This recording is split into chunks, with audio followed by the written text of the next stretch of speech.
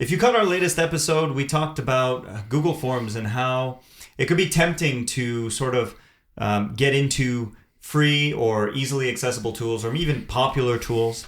In this episode, we're going to talk about the email communication aspect of things. And of course, you've heard of Mailchimp. Everybody knows Mailchimp. It's ubiquitous. Everybody in business probably has touched it at least once, is my guess.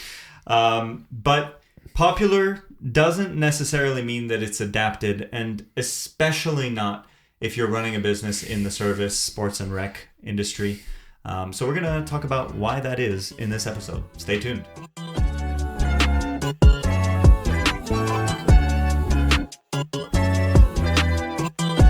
Hi, everybody, and welcome back to Amplify. I'm your host, Will. I'm here with Ollie. How you doing, Ollie? Good. Yourself? I'm doing good. I don't know if I'll ever change that intro.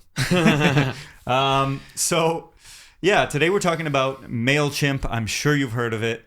And the things that are important to consider when thinking about Mailchimp. So Mailchimp starts out free, which is very enticing. But it will get you into a workflow. And sooner than later, I believe you will find that Mailchimp is no longer really responding to your true needs. So let's talk about that. And the first point that we want to bring up is how, even though it's free in the beginning, Mailchimp actually ends up being too expensive for what it actually does. And I think, I went through that phase when I started my, sports and leisure business almost 13 years ago. Started with a free Mailchimp account. It was awesome. I was sending newsletters. I was getting, revenue from Excited. it. And then it grows. And then my business grew, quite a very, very large kind of email list, where at some point I was paying, $250 a month just to send a newsletter a month, right? I would send 10 to 12 send outs per year. And it was costing me that much, right? So it was like one email, but at the same time, I was getting a lot of value out of it. Yeah. I was able to monetize that, and I was like, I got to keep paying this, right? And then I saw the developments, and Mailchimp is an amazing platform for very, new people to marketing, but also very advanced, right? Mm-hmm. But the thing is, if you're not using all the features, you're going to pay a lot for features you don't really need, because you're going to, as you grow your subscriber list. And I wasn't using a lot of those things. So what ended up happening is I started, moved away to Constant Contact. I tried MailerLite, and I just ended up with the cheapest alternative to Mailchimp, because I was like, I'm just sending one email a month. I just need something that makes that work. And I kind of stayed there, right? Yeah. And I never tried to push the automations to another level, because I was never able to bring Mailchimp strengths into the content of my business from my registration software. Huge frustration, because I saw all these possibilities of retargeting, of segmenting, but the platforms didn't talk, and I wasn't able to do that, right? Mm-hmm. But now we live in a time where registration platforms have a lot of the features from Mailchimp, but they have all the content of your business. So even if they don't have all the advanced stuff from Mailchimp, if they're designed for the sports and leisure, they will have the features you need, and then all the context, which will give you so much more value. Yeah, absolutely. And I think that, that ties into our second point, which is that Mailchimp is essentially built for e-commerce logics, right? Like online marketing. It's very good. It paired with Shopify, things like that. It works really, really well. It's got those really advanced marketing tools. Yeah. But oftentimes those are not the tools that you really need when you're doing, service and rec. You need that context. You need that information that you have on your client, and to be really tied to, what classes you registered to. Are they still a member? Is their membership passed? We target people on registration status instead of just bulk sending. I got 10,000 subscribers and we're just going to send one newsletter a month. Exactly. How can we segment it? And we can do segmentation in Mailchimp, but all your data a lot of times lives in forms on your registration software. Who's a member? Who's registered to what program? Right. And that information is not in Mailchimp. So it just removes all the segmentation in Mailchimp. Yeah. It's not valuable if they don't have the content. How do you, I don't even know how this would work, actually. I never tried it, but how do you send class reminders from Mailchimp? Do you have to build a list? Yeah, you have to import lists a lot of times, or you can push lists. Sometimes they have APIs that will connect to your registration software, but it brings up another problem is Mailchimp is meant for marketing, right? Yeah. We're talking about marketing emails, which is super important, but in a service business, you're going to have a lot of non-marketing emails. reminders before classes start. Yep. At the end of class is canceled. You got to email or text everybody. So you want a software that can do both, because I've had a lot of clients say, I'm using Mailchimp. I send an email to my parents, something super important, and they say I never got it. And like, yeah, you unsubscribe. It's like, well, yeah, I don't want your marketing emails, but I'm still going to register to your programs, and I want all the contact, the communications around my child's registration, for example. And this point is huge. I think this point alone is really the best argument. It's the most important one, because you need to have those operational communications, and you can't do it. You can't do it with Mailchimp, because everything is just automatically marketing. Right. And so, but it happens a lot. And I've seen it happen a lot in a lot of our clients, parents who unsubscribe from an email, but then they register to your classes. Yeah. And they need the context. They want that text before, they want the email before camp starts. They want their cake and they want to eat it too. Yeah, pretty much. But you should be able to offer that. Like you should be able to communicate to your clients how they want to be. Yeah. How they want to get. They want to get a text. They want to get no more marketing emails. You need that built into your software, especially nowadays. I think communication between clients and companies has come to a point where it's a lot more personalized, a lot more automated in many industries. If you don't do that, you might be left behind at that level. Yeah, exactly. So we've talked about this. It's not registration based, so you don't know, who registered, who dropped out of a class, class makeup. All of these like complex workflows around switching classes, registering to classes, changing classes, returning for classes. You have none of that data in your client management tool. This episode is sponsored by Activity Messenger, an online registration software I helped build after spending more than a decade managing kids' sports programs and dealing with outdated, disconnected tools that slow everything down. I know the frustration of using a bunch of old tools that don't sync, don't scale, and definitely don't make life easier.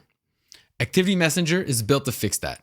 Our goal is to be your all-in-one operating system, modern, mobile first, and to simplify your entire workflow. Want to check it out? Visit activitymessenger.com to book your free demo. Now, let's get back to the show. Yeah, so one of the points too that we keep kind of bringing up is the fact that yeah, sure, you have advanced marketing tools in something like Mailchimp or other ones, ActiveCampaign. I use that for a bit. I never use that advanced functionality. It's for marketers. It's really, really like hardcore built for marketers.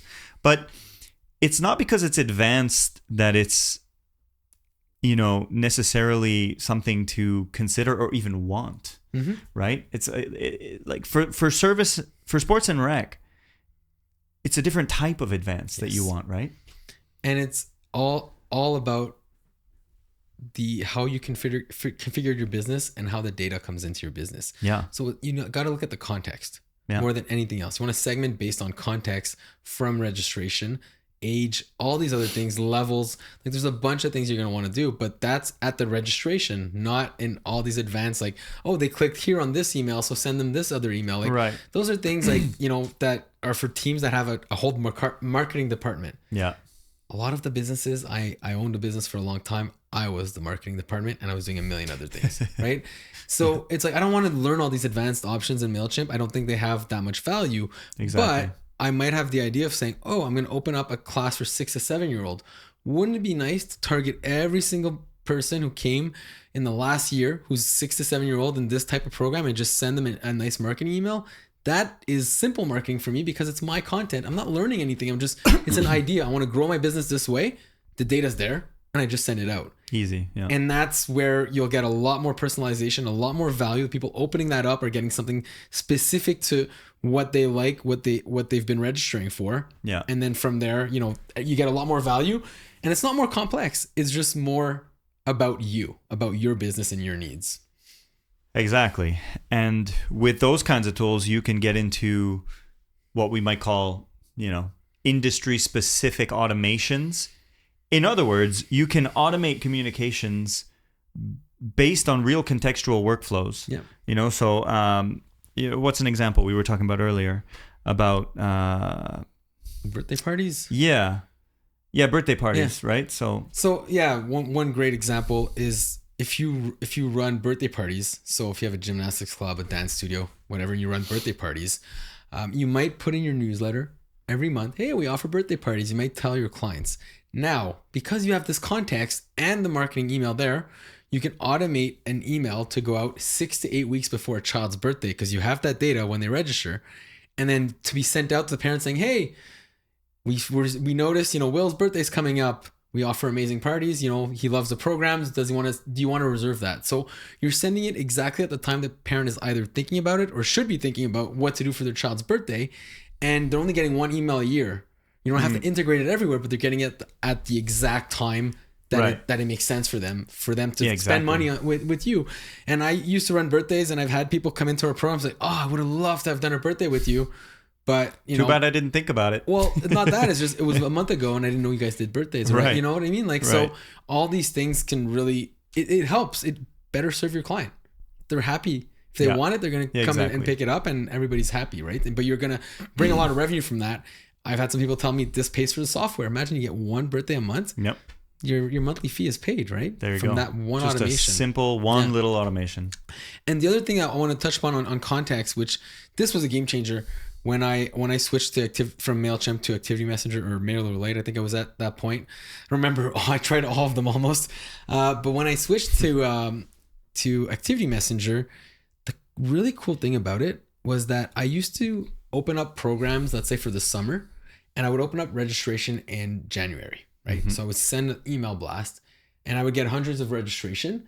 But I'm not only going to send it in January, because a lot of parents are not. They're like, summer. Are you kidding me? Like, we have snow. I'm not thinking about that. So I would send another one in February, another one in March, April, right? Now, what would happen, two things, right? Sometimes people would unsubscribe that had registered, because they registered in January, and like, why am I still getting these emails? Yeah. Like, they should know I'm registered. Right. So it's out of context. So they would unsubscribe. And I would have people in April or May saying, am I registered? Like, I thought I registered in January. You keep sending me these emails, right? Mm-hmm. So you get more unsubscribes. But then what happened is I was like, oh, now I have the data. In my system, I can see these 300 people have already subscribed. So let me send this email specifically for a type of program, remove everybody who's already registered. Yeah. So that person stops getting those emails about that program. And when I reopen it up in July for the fall session, they know that they're going to open it because they know there's context. They know that if they're sending me an email, it's not that, it's because it's relevant to me. Relevant to my situation. That's exactly it. And that...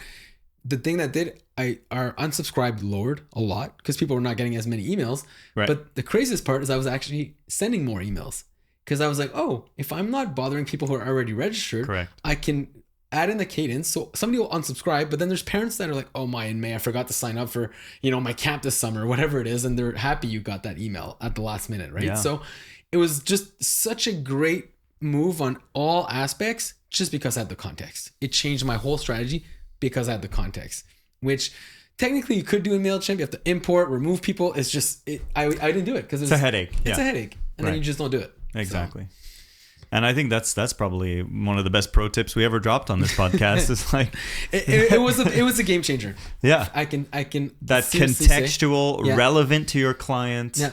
Like I even say hyper relevant to your client. And even you want to bring revenue back. Why not have an email go out with a coupon code for everybody who hasn't been in your programs for a year? Hey, we miss you. Yeah. Here's a coupon code. A bunch of people won't take it, but maybe somebody's going to be like, oh, right. 2 or 3, 4 or 5, and 10 just get a few revenue, but you're only sending it to those people. And so you can have all these ideas kind of, once you get the context, like, wow, all these marketing ideas pop up that are not tool related. They're context related. Exactly. And then you just apply them how you want. Exactly. And then the tool just becomes the help. It becomes what allows you to do it easily without that headache of having to piece upload, together, remove, and 17 different I've done it, been there. Lists. So the other thing too is, these types of CRMs or communication systems, they will track clicks in emails, and they're usually very good at doing it. Yep. But clicks do not equal actual registrations. Yeah. And it's much more important for an admin to track those registrations. Yeah. So that's usually something that's missing there too. A good example I like to take is, let's say you're in Mailchimp and you're like, I'm going to A/B test this campaign. So from Mailchimp, your A gets 100 opens, 75 clicks, right? Your B gets 50 opens, 35 clicks, right? So obviously A is better. Well, actually, if you have the conversion rate, you might see that, yeah, you got more open on this title, but at the end of the day, you only got 5 registration for all that noise. I'll call it noise. And on the other side, doesn't seem as impressive, but you got 15 registrations. I'm making up numbers, but it's just like, if you don't have the conversion of who's actually going and making the payments, you know, you're A/B testing. What are you really A/B testing? What are you testing? Right? Exactly. So I think it should be all revenue based. Like when you're trying to do marketing to bring registrations in, and if you don't have the context or the data, it's really hard to know what's working. Did we miss anything? Not sure. I feel like we breezed right through that. Yeah, which was really really good. A lot of good stuff. Yeah, well, we, you know, maybe just to hammer on the segmentation a little bit. Yeah, I think, and well, yeah, maybe it's just something that just kind of popped up, and we spoke about it earlier, was the impact of having marketing and non-marketing emails in the same system for open rates and not being in spam, right?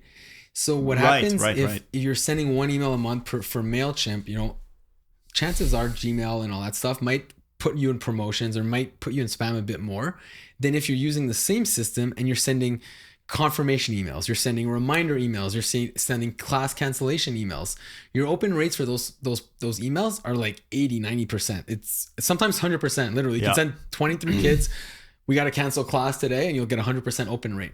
That gives legs to your online reputation for email deliverability. So it really helps your marketing and having all that there, right? So a lot of people say, you know, we end up in spam sometimes. Well, actually, if you put all your communications and you don't spam, you will get a much better, email are going to be opened and in inboxes. I can't believe we were about to miss this point because it's like the second most important one.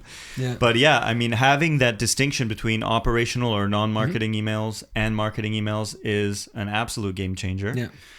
And like you said, it really improves your sender score. Yeah. Right? Making your emails more deliverable, making less of those important marketing send-outs end up in the spam. 100%. And so why wouldn't you want that? Everybody wants that. It's like the bane of email marketers, you know, having things end up in spam. So, you know, a registration platform worth its salt will allow you to do that. Whereas Mailchimp will not, because everything is just standard marketing. So it's just like what we said earlier. If somebody unsubscribes, well, they're not going to get that class reminder. But somebody who does receive that class reminder is going to open it. Yeah. Right. And, you know, I think one thing that's important to know as well is that a lot of the softwares like say they have email marketing, class management software, but then do they really have all the features from like a Mailchimp, right? Can they configure your email address and not that the communication come out of like notifications at softwareabc.com, right? Can they make something nice and stuff? So sometimes, because I've had a lot of people say, I'm keeping my Mailchimp, I'm switching to your registration platform because they lost trust from what they had been sold at their other platform. They're like, this is not like Mailchimp, right? No. So if you're curious, if you're like, I love my Mailchimp and it's working, I don't want to like move away from it because you get a lot of value. And I used to be like that too. I was like, I'm getting so much value, I don't want to, you know, do something and it's gonna break. If it ain't broke, don't fix it, right? I would argue that you should look into getting all that context, because we just kind of gave you a few ideas, and then you probably have had 2-3 more ideas pop in your mind of like, oh, I could do this marketing if I had the content, right? So even if you would lose certain things from Mailchimp, the content is probably more valuable in our industry. So that's kind of a thought process for people who are on Mailchimp or Constant Contact that are enjoying it. Maybe they're paying a lot, but they're like, I'm still getting a lot of value. You might get more value not from a more sophisticated software, but just contextual, right? Like as we were saying. Yeah, exactly. So I think that's a good place to end it. You know, like the real conclusion here is that Mailchimp's a great tool. Yeah. And there are a lot of great tools like it. But what sports and rec or service industry organizations need is not super refined marketing campaign tools. What they need is contextual tools, tools that rely on the context that you're going to get with all of your forms, all the data that you pull in, to be able to communicate with people based on that context Yeah. is so powerful for all the reasons we talked about. Yeah. So hopefully that inspires you. Hopefully that gives you some ideas, and maybe it encourages you to look into making the switch. There's a lot of great options out there. We represent one, but there are a lot. So, we have some episodes that we just released previously on how to shop for a good registration platform. So if you want to check those out, if you haven't already, feel free to go and browse our episode bank. And we have a lot of fun doing this. And as always, I want to remind you, if you have some comments, some questions, suggestions for future episodes, just drop them below this video/podcast, wherever you listen to it. And it's always great to hear from you and to keep the conversation going. So thanks a lot for listening, and we'll see you next time. Take care, everybody. Bye. See you, Will.